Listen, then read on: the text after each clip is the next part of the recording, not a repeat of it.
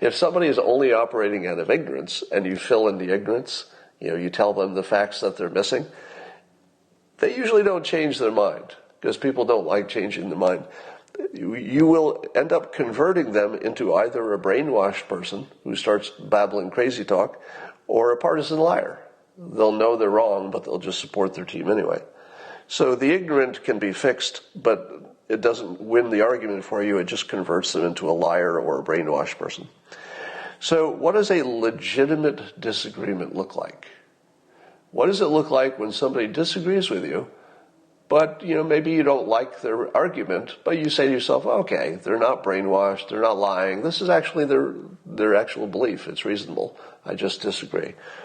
Here's how you can tell. A legitimate debater can describe your argument accurately.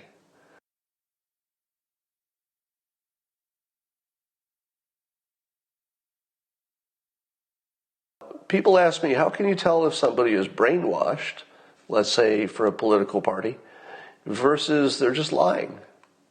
How can you tell they're brainwashed versus lying, versus they're just ignorant, versus they have a legitimate opinion and it just happens to disagree with yours? How can you sort them out?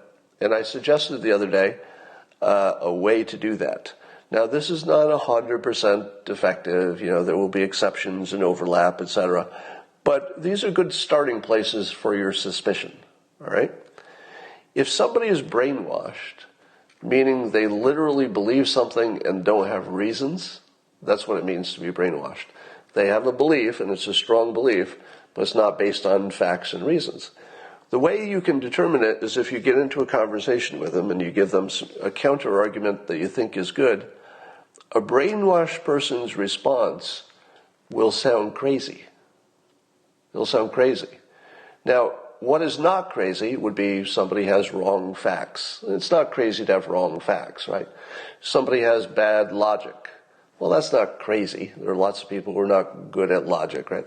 So there are lots of things that would disagree with you that you would not process as just being crazy. But cognitive dissonance, which is what happens when a brainwashed person is challenged with the facts, cognitive dissonance is literally where you're cobbling together your reality and patching it up with something that only makes sense to you. So that when somebody is the observer and they see you in cognitive dissonance, the things you say don't even make sense. They just sound like crazy talk. So that's the tell for a brainwashed person who's been presented with a superior argument. It's actually crazy talk. Now, compare that to someone who's just a partisan, somebody who's just a Democrat or they're just a Republican, and it doesn't matter what you're going to say, I'm going to support my team. How can you tell that person? Because that person is actually aware when they're lying. It's a big difference. The brainwashed people can't tell when they're departing from reality. They don't have the ability. But a lying partisan, well, they know when they're lying. They know when they're avoiding a topic. And if you corner somebody who's a partisan and they're just a liar, what do? Well, most often they change the topic. They say, well, your team did this too. That's changing the topic. Or they say, well, what about the other thing? That's changing the topic. So liars who don't want to act like they're crazy, because nobody wants to act crazy, right? Nobody does that intentionally. It would be rare if they did. I suppose somebody could. But the cognitive dissonance people, the ones who are brainwashed, they're not choosing to be crazy. That's just what cognitive dissonance does to you. It just makes you say things that are irrational. The partisan liar is just going to change the subject. So that's your big tell for a liar versus a brainwashed. What about ignorant people? What about somebody who just didn't have the information that you have, and therefore you disagree on some policy, but once you fill in the gap, they end up being converted to one of the other two things.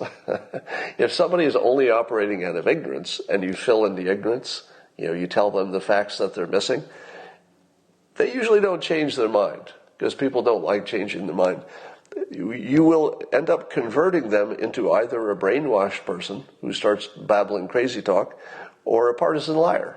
They'll know they're wrong, but they'll just support their team anyway. So the ignorant can be fixed, but it doesn't win the argument for you. It just converts them into a liar or a brainwashed person. So what does a legitimate disagreement look like? What does it look like when somebody disagrees with you, but maybe you don't like their argument, but you say to yourself, okay, they're not brainwashed, they're not lying. This is actually their actual belief. It's reasonable. I just disagree. Here's how you can tell.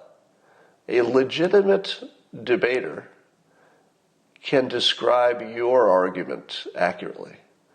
In other words, you could say to that person, all right, tell me what you think I'm saying. Can you restate my argument?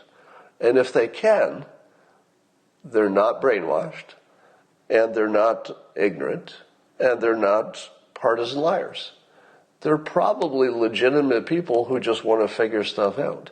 So that's a really good way to tell if you're talking to somebody who's legitimate. Can you describe my argument in your words? And if you notice that in most public conversation, people will mischaracterize your argument and argue against the so-called straw man, the argument you never made. So just ask people directly. Instead of just having them debate you, say, can you just stop right here? Can you put in your own words, describe my argument in a way that when I hear it, I'll say, yeah, that's it, you got it. And most people can't do that because legitimate disagreements are actually kind of rare. They're kind of rare.